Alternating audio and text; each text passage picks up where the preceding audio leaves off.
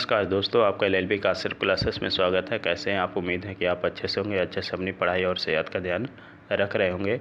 आज supreme court का महत्वपूर्ण जजमेंट है जिसके बारे में हम डिस्कस करेंगे, यानी ईडब्ल्यूएस का रिजर्वेशन है, उसके बारे में हेयरिंग थी, सुनवाई थी और सुप्रीम कोर्ट की 5 जजों की बेंच थी, उन्होंने क्या डिसीजन दिया, उसी डिसीजन को मैं एक्सप्लेन करूँगा।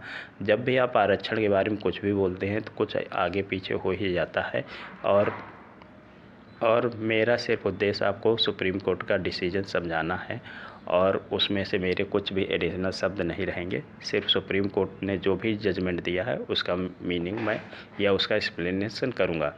तो ये हिस्टोरिकल जजमेंट है एक, जो ईडब्ल्यूएस का कोटा पे आया है, आरक्षण के बारे में आया है डिसीजन।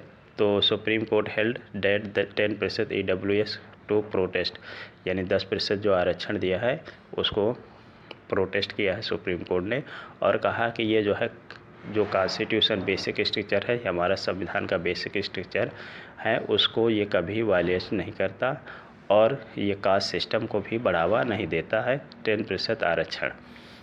अब जो है 3-2 लोगों का, यानी जो डिसीजन दिया है 5 जजों की बेंच थी, उन 5 जजों की बेंच ने इसको डिसीजन दिया है और 3 लोग पक्ष में थे और 2 लोग विपक्ष में थे।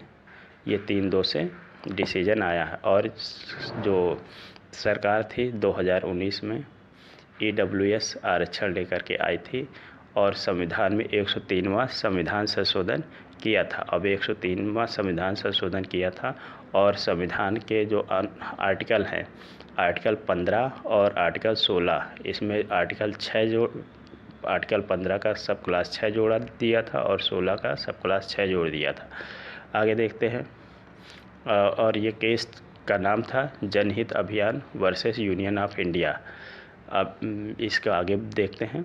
इकोनॉमिकल रिजर्वेशन इन जॉब, अब जो ईडब्ल्यूएस है कोटा है, उनको एजुकेशन भी मिलेगा और was propose to be provided inserting class, यानी जो है 15 का 6 ये कहता है कि उनको एजुकेशन यानी शिक्षण संस्थान में 10% आरक्षण और 16 का 6 कहता है कि उनको गवर्नमेंट जॉब में 10% आरक्षण होगा।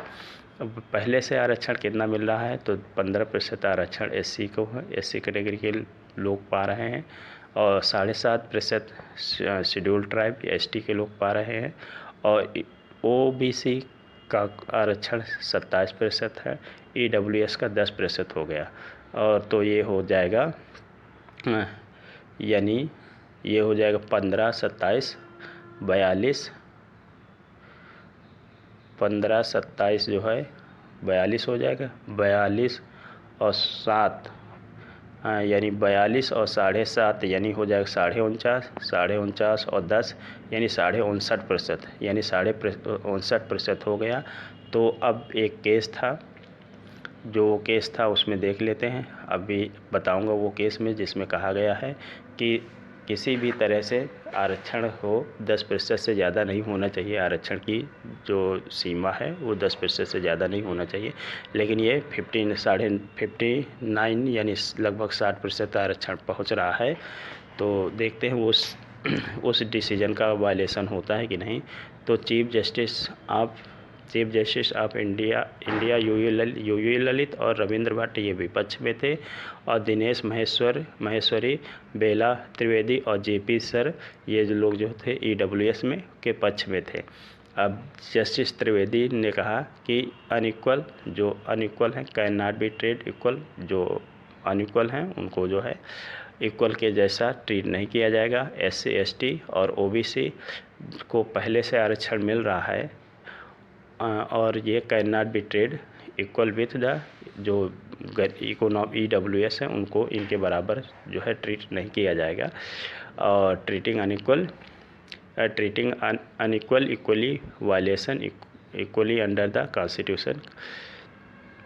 EWS quota did not breach the ceiling limit 50%, यानी 50% की सीमा को का वायलेशन नहीं कर रहा। इंदिरा साहनी का केस था जिसमें ये कहा गया था कि आरक्षण 50% से ज़्यादा नहीं होना चाहिए क्योंकि हमारे संविधान के बेसिक स्ट्रक्चर में कहा गया है कि सर्वसमावेशी समतावादी समाज। इस डिफिनेशन को अगर देखा जाए, यानी हमारे संविधान का मूल ढांचा जो है वहाँ पर सर्वसमावेशी समतावादी समाज की बात की गई है।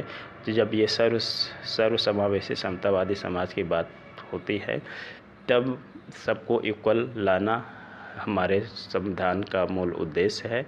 अफर्मेटिव एक्शन यानी एक सकारात्मक कार्रवाई लगी। कैसा लगा आपको वीडियो ज़रूर कमेंट करिएगा। धन्यवाद, नमस्कार, और मेरे चैनल को सब्सक्राइब करिए, लाइक करिए। धन्यवाद।